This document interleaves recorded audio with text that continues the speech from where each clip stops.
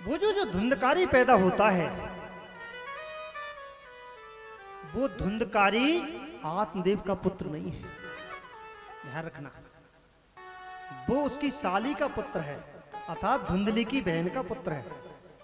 और जो गऊ को फल खिलाया गया था वो गोकर्ण है। बोले गोकर्ण महाराज की जय। सारांश सुन लीजिए, कथा तो 50 बार आपने सुनी है। सारांश ये है, जो परमात्मा की कथा इन कानों द्वारा सुनता है वो गोकर्ण है।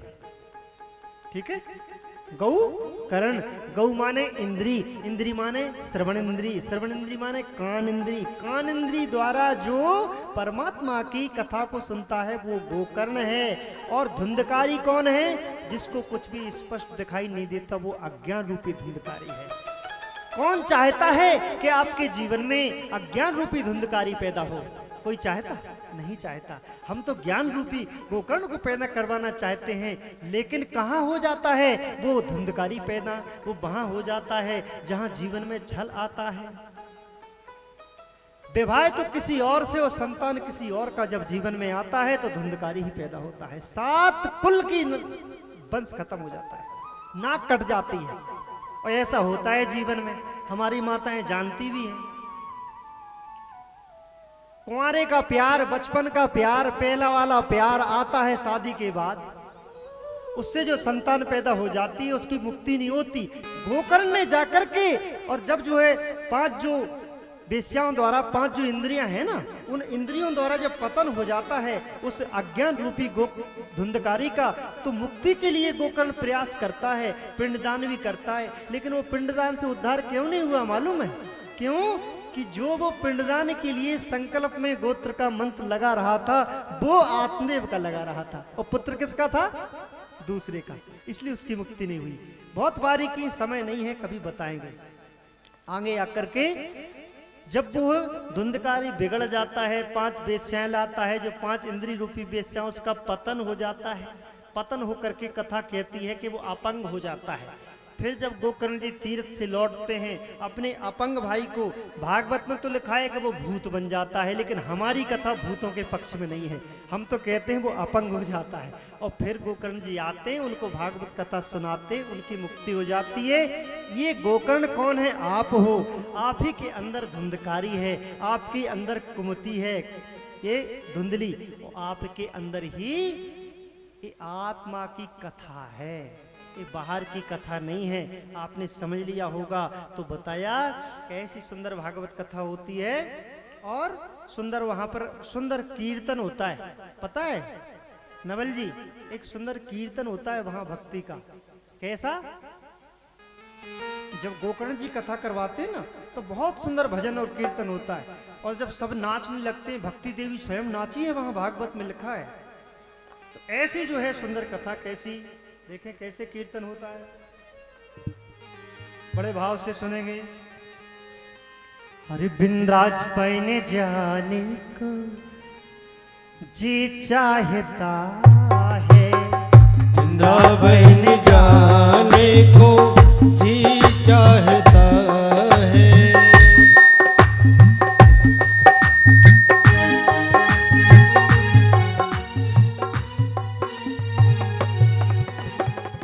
राधे राधे गाने को जी चाहता है, राधे राधे गाने को जी चाहता है।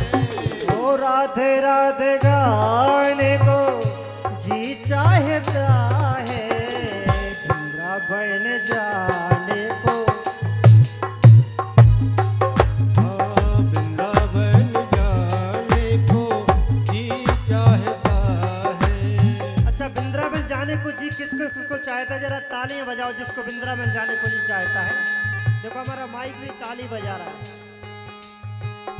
वृंदावन में जमुना रानी, वृंदावन में जमुना रानी, वृंदावन में जमुना रानी, वृंदावन में जमुना रानी। गोता लगाने को जी चाहता है, गोता लगाने को जी चाहता है। राधे राधे गाने को जी चाहता है, राधे राधे गाने को जी चाहता है। वृंदावन जाने को जी चाहता है, वृंदावन जाने को जी चाहता है।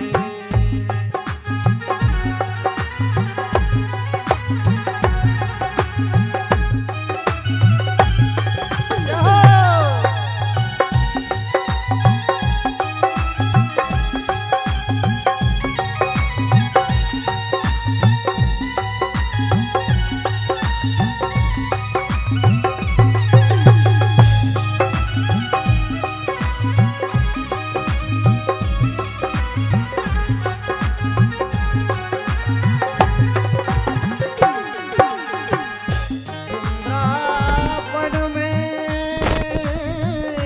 माखन मिश्री, वृंदावन में माखन मिश्री। अच्छा वृंदावन में माखन मिश्री, अपने घर में भी तो माखन मिश्री है, लेकिन ठाकुर जी के भोग के लिए लाया करो यहाँ। वृंदावन में माखन मिश्री, माखन मिश्री, माखन मिश्री। माखन मिश्री। वृंदावन में माखन मिश्री।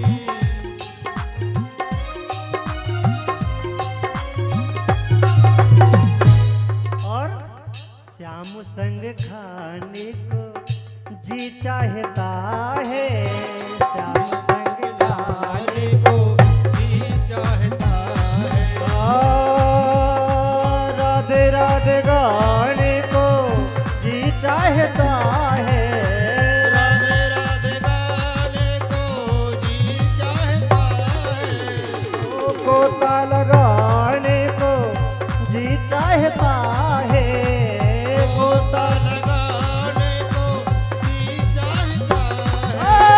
वृंदावन जाने को जी चाहता है, वृंदावन जाने को जी चाहता है।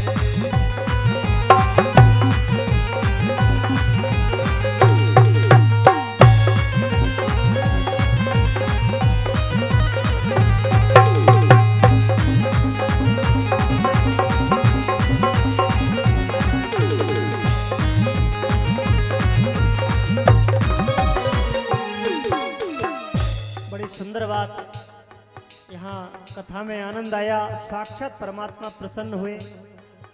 अहो बंधो कृपा सिंधो भ्रातामाशुमोचय, गोकर्णो वचन श्रुत्वा तस्मैवाख्यं वचनं ब्रवीत। इस प्रकार से बड़ा आनंद आता है भागवत जी की कथा। यहाँ पर जो दो रूपक दिए गए हैं वो दो रूपक, पहला रूपक है भक्ति वाला, दूसरा रूपक है गोकर्ण उपाख्यान। ये पहले दिन की कथा चल रही है। आगे जब प्रश्न करते हैं सूत जी महाराज कि जो कथा है जो परीक्षित महाराज को कैसे प्राप्त हुई, उसको संक्षिप्त में अपन ले लेते हैं। आपको सबको पता है कि महाभारत होता है, ये तो एक दिन लगता है इस कथा में, सबको पता है महाभारत होता है। महाभारत के उपरांत क्या होता है कि अश्वत्थामा और उत्तरा के गर्भ पर ब्रह्मास्त्र छोड़ देता है। मेरे बांके बिहारी गोविंद क्या करते हैं, एक दिव्य रूप से जाकर के उस बालक परीक्षित की रक्षा करते हैं। परीक्षित महाराज और जो है कहाँ के इंद्रप्रस्थ के राजा बनते हैं, और पांडव हिमालय पर चढ़ करके अपने स्वर्ग में प्रस्थान करते हैं। काफी कथा है, बहुत सारी कथा छूट जाती है, लेकिन उसको छूना पड़ता है। कैसे छूना पड़ता है? तथा स्वचक्रे परमजा में भद्रे यद्र ब्रह्मे बंधो शिरः आतायताना गांधी मुक्ते विश्वेन पारि पावरः तत्पायाकं यत्यस्याचीन दग्धे पुत्रः बात छोटी सी समझदारी की आती है जो सभी कथाकार चुनते हैं उस कथा में। अगर हमारे में क्षमा आ गया, उसी दिन से हमारा जीवन बनना शुरू हो जाता है, सुधरना शुरू हो जाता है, हम ऊपर की ओर जाना शुरू हो जाते हैं। लेकिन हम क्षमा नहीं करना चाहते। एक ने थोड़ी सी बात कह दी, उसको 4 सुनाना चाहते हैं हम। ये क्या है? ये पतन के रास्ते हैं। कृष्ण कृष्ण महाबाहो भक्त नमो भयंकर तद्मे को दहिमानानां पापेभ्यो यचि संसते मेनं पार्ता हर्षेता त्वं ब्रह्म बंधु मिमे जहि यो सावनागा सुप्तानां धिग्रेसेन बालकान्। कथा कहती है कि मेरे बाके बिहारी तो द्वारका धाम को आ जाते हैं, परीक्षित राजा होते हैं। आगे जो है एक दिन बड़ी विचित्र घटना घटती है, उसको आप सुने। यदा परीक्षिते कुगुरु जांगले बसतः कली प्रविष्टनि निज चक्र वर्तते निसम्म वार्ता मनसीनम प्रियाम ततः सरासरम संयोग्य शौंडीराददेह। एक दिन महाराज के मन में विचार आया कि मैं तो चक्रवर्ती सम्राट हूं। अच्छा, एक बड़ी ध्यान की मुझे बात आई, वो कहूं, बच्चे किसके बिगड़ते हैं? बच्चे उसके बिगड़ते हैं जिनके घर में सब प्रकार से धन धान भरपूर रहता है। भीम ने गदा उठाई और राजाओं के मुकुट छीन छीन कर, सोना छीन छीन के मकान भर दिए, कमरा के कमरा भर दिए, गोदाम के गोदाम भर दिए। तो क्या भीम ने केवल न्याय की गदा उठाई? जब युधिष्ठिर ने राजसूय यज्ञ किया और विश्व विजय के लिए भीम की सेना निकली, अर्जुन की सेना निकली, कहा कि जो हमारी गुलामी स्वीकार कर ले हम उसको मित्र बना लेंगे, जो हमारी गुलामी स्वीकार न कर ले उससे हमसे सामना करना पड़ेगा। बंधु, क्या ये न्याय है? अर्जुन के गांडीव के नीचे उस समय त्रिलोकी कांपती थी। भीम की गदा के नीचे थरथराते थे राजा। जरा सोचिए, जो स्वाभिमानी राजा थे, जो कभी झुकना नहीं सीखा था, आज वो डर के मारे, भय के मारे झुक रहे थे और बेबस होकर के मित्रता स्वीकार कर रहे थे। और जिन्होंने अपना स्वाभिमान नहीं खोया, उसने क्या खोया आपको पता है? प्राण खोए। और ऐसे राजाओं के मुकुट भरे थे गोदामों में। आज परीक्षित ने सोचा, आज तो हम कोई नया मुकुट पहनेंगे। जैसे हमारे घरों में हर प्रकार के जो संपन्न लोग होते हैं, जो पैसे वाले लोग होते हैं, नेता लोग होते हैं, भैया नेता ही लोग होते हैं पैसे वाले। किसान कभी पैसा वाला नहीं बन पाता, मेहनत मजदूर करने वाला कभी पैसा वाला नहीं बन पाता। पैसा वाले बनते हैं केवल नेता। ऐसे नेताओं के घर में उनके जो बच्चे होते बोलते, पिताजी आज हम स्कॉर्पियो से नहीं जाएंगे। बोले आज काय से जाएंगे? बोले नई नई चली का है तबेला। बोले हम तो तबेला से जाएंगे। काय कि हमें मंत्री जी के लड़का तो तबेला से आए थे, पता नहीं हमें जो गाड़ियों के नाम नहीं है, तबेले ही कत और कचुकत जो भी है। आज हम ये कपड़ा नहीं पहनेंगे, आज तो हम जो है दूसरे कपड़ा पहनेंगे जो 50,000 के आए हैं। आज उसी प्रकार से हे बंधु, मुकुट उठा लिया, एक नया मुकुट। वो बाद में बताएंगे वो किसका मुकुट था। परीक्षित ने मुकुट को धारण किया और मुकुट को धारण करके और जब चले तो क्या वृत्ति बनी?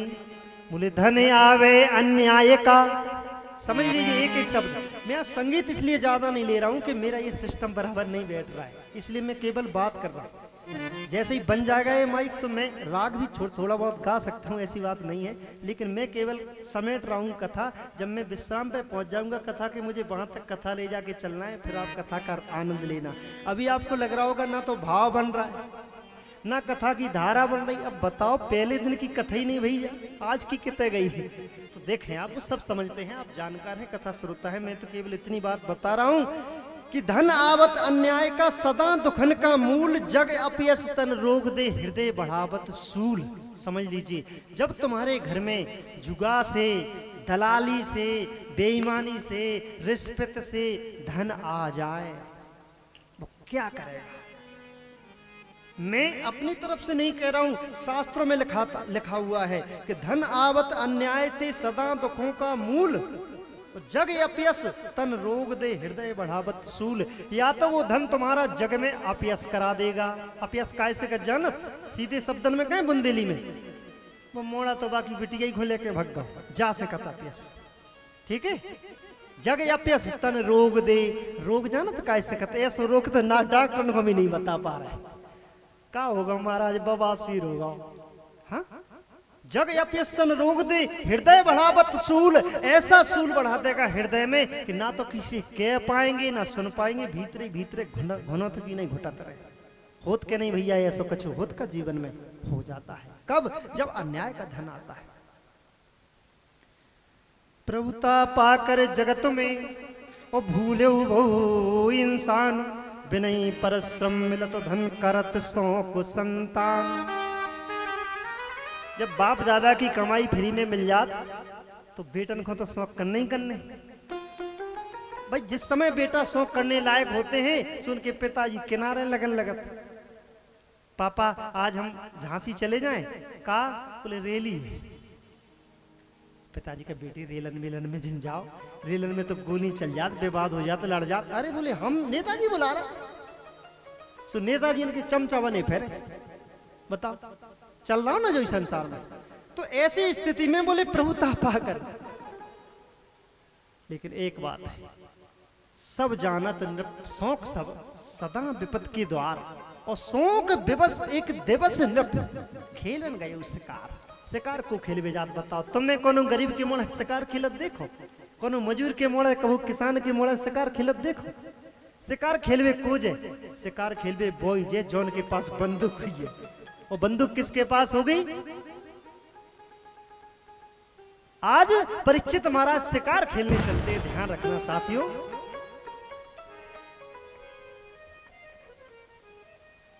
तू विपिन जाए पे बहु पैसु मारे,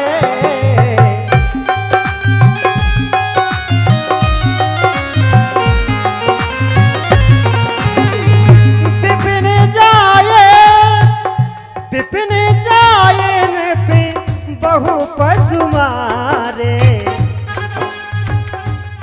अवसर कैले योगे डारे, अवसर कैले योगे पैगे हारे।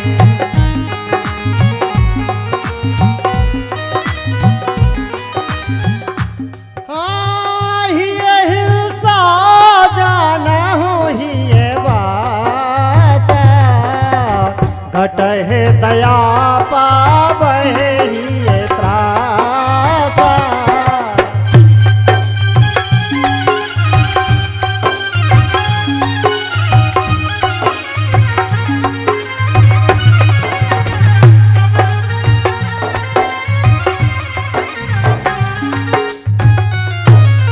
ऐसे ही हमारे मन में हिंसा का भाव उदय होता है। हिंसा, किसी को मारना, किसी को सताना, किसी को कष्ट देने का भाव जैसे ही हमारे अंतःकरण में आता है, ये पहचान है कि कलयुग आ गया। कलयुग कोई आदमी होत का वो अलग से कुल्हैया और फरसा धरे फिर रहा, ये भाव ही कलयुग है।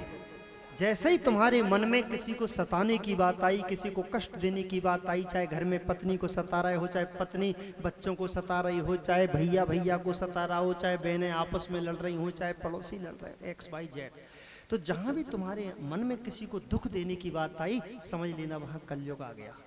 अच्छा ये बताओ, कलयुग है कहता है?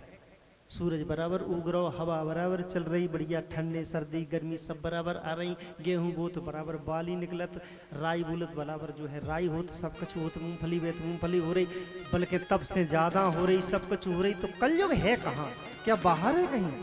सारे संसार में कहीं कलयुग नहीं है। वो लोग अज्ञान हैं जो कहते हैं कि कलयुग आ गया, कलयुग आ गया। कलयुग बिल्कुल नहीं आओ, कतौ नहीं आ। कलयुग है तो तुम्हारे अंदर है, आत कब है वो हम बता रहे हैं। जब तुम किसी को मारने के लिए जाओगे, किसी को कष्ट देने के लिए जाओगे, तो उस समय कलयुग आ जाएगा। आज जो है महाराज काय के लिए जा रहे हैं बताओ? शिकार खेले भी जा रहे हैं। अरे भैया जंगल में जीव जंतु चल रहे भी चल रहे, बिने भी खान दो भैया, तुम भी जियो, दूसरे को भी जीवन दो। लेकिन तुम बताओ, अच्छे भले में सुंदर टेके धरे, बांध बा में बिस बजो और मार दे रहे, हिरन में दे रहे। क्या करो? तुम्हें शिकार करके बाकी सब्जी बनाने नहीं है, केवल शौक में मार दे रहे। क्या है ये? आगे देखिए, ये हिंसा जानो कलिवासा। आपको नई बातें बहुत मिलने वाली हैं, कलयुग बाहर नहीं है। आज से जो कहेगा कि कलयुग आगा वो अज्ञान है।